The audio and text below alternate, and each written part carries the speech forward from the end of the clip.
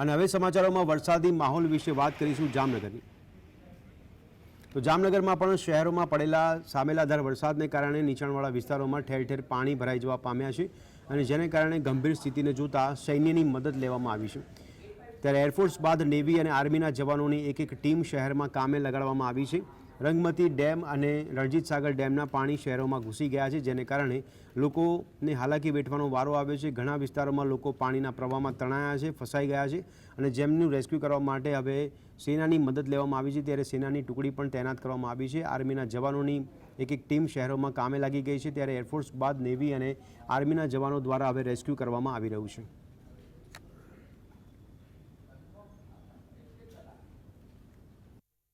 જામનગર શહેરમાં છેલ્લા 24 કલાકમાં આશરે 16 ઇંચ જેટલો વરસાદ પડેલ છે। એ ઉપરાંત રંગમતી નદીના ડેમ પણ ઓવરફ્લો થતાં એ છેલ્લા 2 દિવસથી ઓવરફ્લો છે અને આજે પણ હજુ એના દરવાજા ખુલ્લા છે। એ ઉપરાંત રણજીત સાગર ડેમ પણ લગભગ 3.25 ફૂટની સપાટીથી ઓવરફ્લો થઈ રહ્યો છે। આ બધું જ પાણી સ્વાભાવિક છે કે જામનગર શહેરમાંથી પસાર થાય। આના કારણે હજુ પણ કેટલાક એરિયા એવા છે કે જ્યાં આગળ લોકો પાણીની વચ્ચે ફસાયેલા છે। ગઈકાલે પણ આપણે પ્રયત્ન કર્યા હતા, ફાયર બ્રિગેડની બોટ્સ પણ ક્યાંક ફસાઈ। તો જામનગરમાં પણ આફતરૂપી વરસાદ જોવા મળી રહ્યો છે। સતત 2 દિવસથી અવિરત વરસાદને પગલે જામનગરમાં મોટાભાગના વિસ્તારો પાણીમાં ગરકાવ થઈ ગયા છે। અનેક સોસાયટીઓમાં કેડસમાં પાણી ભરાઈ જવાને કારણે લોકો ઘરોમાં પુરાઈ રહેવા માટે મજબૂર બન્યા છે। છેલ્લા 24 કલાકમાં જામનગરમાં 12 ઇંચથી પણ વધુ વરસાદ ખાબક્યો છે, જેને કારણે જામનગર શહેરમાં આવેલા મોટાભાગના શહેરોમાં આવેલા વિસ્તારો જે જળબંબાકારની સ્થિતિમાં જોવા મળી રહ્યા છે। જામનગરમાં સોસાયટીઓ, મુખ્ય રસ્તાઓ અને બજારોમાં પણ પાણી ભરાઈ ગયા છે। જામનગરમાં જ્યાં જુઓ ત્યાં પાણીનું જ સામ્રાજ્ય જોવા મળી રહ્યું છે। સોસાયટીઓમાં, ઘરોમાં પાણી ભરાઈ જતાં લોકો ભારે મુશ્કેલીમાં મુકાયા છે। ઘર વખરીના સામાનને પણ મોટા પાયે નુકસાન થઈ રહ્યું છે। ત્યારે જામનગરમાં અનરાધાર વરસાદ આફતરૂપી સાબિત થઈ રહ્યો છે। આ દ્રશ્યોમાં આપ જોઈ રહ્યા છો કે સમગ્ર શહેર નદીમાં વસાવવામાં આવ્યું હોય તેવા દ્રશ્યો જામનગરમાં પણ સર્જાયા છે। લોકો આટલી બધી હાલાકી વચ્ચે જીવન જીવવા માટે મજબૂર બન્યા છે। જામનગરમાં પણ તંત્રની નિષ્ફળતા સામે આવી રહી છે। ત્યારે જામનગરમાં દર વર્ષે ચોમાસાની સ્થિતિમાં ઠેર ઠેર પાણી ભરાઈ જવાની સમસ્યા યથાવત જોવા મળી રહી છે।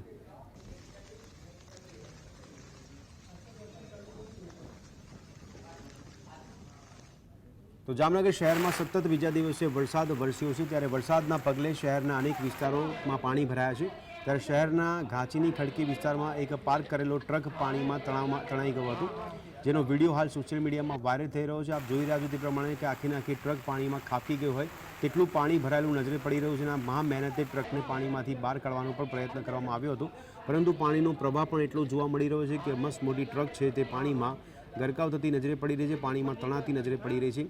પાર્ક કરેલો આ ટ્રક છે તે પાણીના પ્રવાહમાં તણાતો નજરે પડી રહ્યો છે। તેનો એક વિડીયો બનાવવામાં આવ્યો હતો, તે વિડીયો અત્યારે સોશિયલ મીડિયામાં વાયરલ થઈ રહ્યો છે। આના પરથી વિચારી શકાય છે કે કેટલી હાલાકી અત્યારે જામનગર લોકોને પડી રહી છે, જામનગર વાસીઓને પડી રહી છે।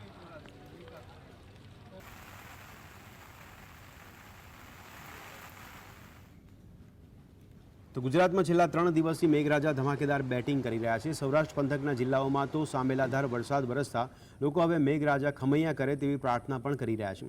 છેલ્લા 24 કલાક દરમિયાન સૌરાષ્ટ્રના મોટાભાગના જિલ્લાઓમાં 4 ઇંચથી લઈને 18 ઇંચ જેટલો વરસાદ વરસી ચૂક્યો છે અને હજી પણ વરસાદ યથાવત હોય તો લોકો અને તંત્રની ચિંતા વધી ગઈ છે।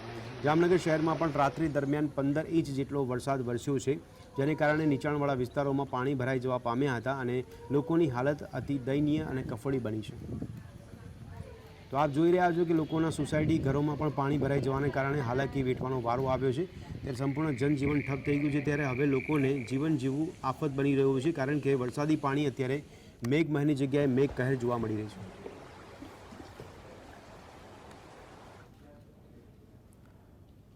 સમગ્ર જામનગર શહેર અને જિલ્લા સહિત આજુબાજુના તમામ વિસ્તારોમાં અતિ ભારે વરસાદ વરસી રહ્યો છે।